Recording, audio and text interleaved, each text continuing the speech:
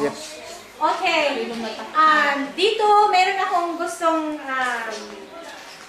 tanungin about C24 at paano ang C24 naging instrumento para si Lynn gumaling sa kanyang ovarian tumor. Okay, Lynn, thank you for giving me this opportunity na I will be able to ask you how did it all started. Okay? So, paano mo nalalaman ang C24 na product? I was found out that with my sister, Giselle. So, Giselle is a member as well. Okay? So, bakit mo naisipan na gumamit ng C24? What makes you think that you have to use this product? Just to make me better, but I didn't think that it's gonna help me. But I'll try that. But let it work. Okay, so ano ba yung health issue mo, Lynn? Bago mo na naisipan na gumamit ng C24?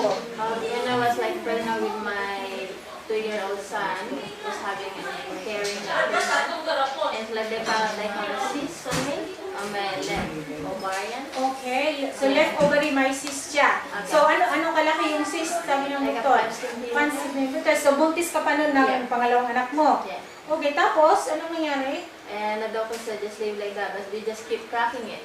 So like keep ultrasound, if it's growing really fast, but it's growing, like they're having babies everywhere.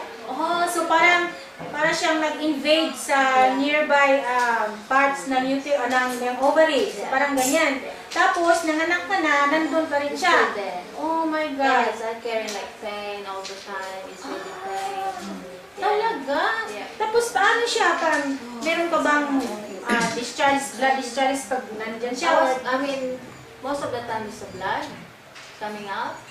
Yeah, but I just keep ignoring it. Yeah, but it's still pain there and then my sister helped me and say that try that C24.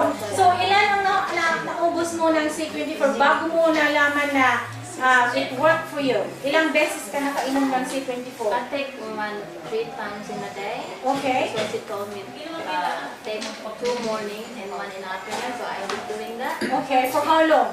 Maybe 3 weeks. 3 weeks. Yeah. Tapos, after 3 weeks, And I went to my doctor. here in Australia. Okay, tapos? She recommended me like an ultrasound. Okay. So she said to me, go back that day for ultrasound. And then I went back and I went back to my doctor for result. And she said, are you sure you have a cyst? I said, yeah. I was like, I have a cyst that since like I was carrying a pregnancy for my 2 sons.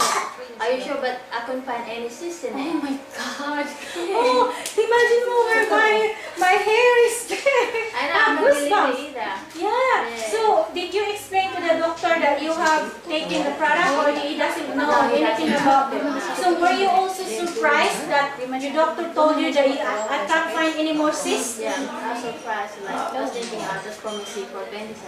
See, 24/7. Oh my God. So, imagine mo, alam mo si Lynn, 3 weeks lang nag-take ng C24/7. At saka yung tumor niya sa ovary, very invasive kasi it has already spread so quickly in just how many months nag-spread na siya and it's growing really quickly. So, it's so unbelievable. 3 weeks sa C24/7.